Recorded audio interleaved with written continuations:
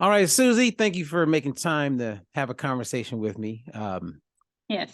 I'm so excited for many reasons, but I wanted to ask you because, we Mhm. talk about seed oils and things like that, but you recently had a client and your client went to Mexico. And Yes. I believe you said they came back and they were lighter, but they felt like they were eating the things that would cause most people to gain weight. Like, share that story. Yeah, definitely. I was coaching someone a few months ago, and she went on vacation to Mexico with her family. Had the usual family vacation for a couple of weeks. And at the time, she was just eating everything that the family was eating. But normally back in the States, she wouldn't eat like that. She wouldn't eat tortillas and rice. Just felt like she had more carbs than she normally would have here. So she had a great time, came back, she weighed herself, and she was actually a couple of pounds lighter. She felt better. She didn't feel like as bloated. Her energy levels were up.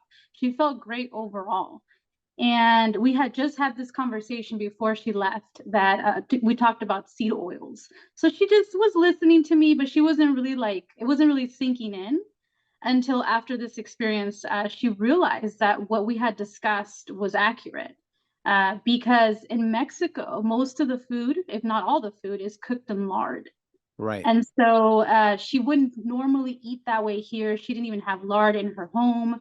Well, she went and purchased lard and she started cooking more with lard now. She became a believer of what we had been talking about and discussing with seed oils and things like that.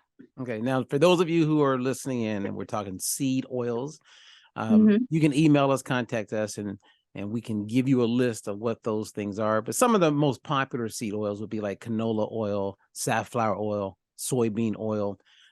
These are in a big part of our food supply and are playing a huge role, I believe, in why so many people are sick, having a hard time getting healthy, why weight loss can become quite difficult because these seed oils we know gum up your fat cells, which makes you more insulin resistant and makes it way more difficult to lose weight.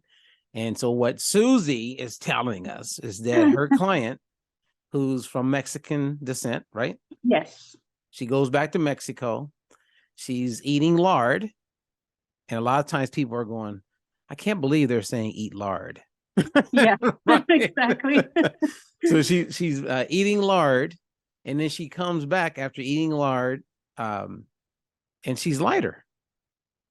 Yes. Wow. I mean, Yeah. It was a good conversation, and then just confirmed what we had been talking about. and and in your experience when you work with your clients, when you bring up seed oils and talk to them about it, are they in shock? Like what's been your experience when you talk to your clients about avoiding these oils? Well, definitely in shock or surprised because we're so used to, at least in my experience, we're used to cooking with vegetable oils. We're used to demonizing lard. I mean, I remember growing up thinking, my goodness, my mom is making these tamales with lard and different types of foods. And in my mind, I'm thinking this is not good for us. We're just used to hearing that. So when I talk about this with my clients, and mostly, they are Hispanic, Mexican descent, so it's a little bit of a shock to know, hey, all along our grandparents, our parents were not doing the wrong thing. They were actually cooking with a healthier fat than we thought. The vegetable oils is still something that is, I would say, it's still a staple in a lot of homes, which is what I'm trying to educate and help my clients to learn. Hey, this is not a good option for us. Let's switch things up.